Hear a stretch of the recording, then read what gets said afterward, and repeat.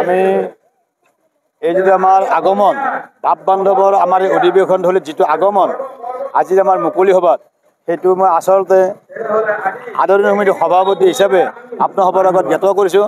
আচলতে হাজো জিলা শাখাৰ এখন সৰ্বশ্ৰেষ্ঠ অধিৱেশন হোৱা বুলি আমি মনত ভাবি লৈছোঁ আৰু সেইটো বাস্তৱত ভাৱ বান্ধৱ আইসকলে প্ৰমাণিত হৈছে।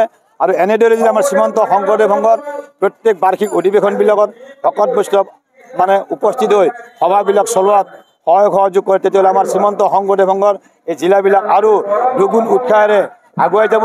এইটোৱে আমাৰ অনুভৱ হৈছে আজিৰ আমাৰ সামৰণি অনুষ্ঠানত। আজি মুকলি সভা সম্পৰ্কে আমি ক'ব লাগিব এই যিখন আমাৰ পৰমানন্দ নামৰ স্মৃতিগ্ৰন্থ, এই স্মৃতিগ্ৰন্থ আমি যে আজি ইয়াত লগ লাগিলোঁ, আমি ইয়াতে যে যি প্ৰীতি ভোজন কৰিলোঁ এইবিলাক কিন্তু আমাৰ মনত নাথাকে।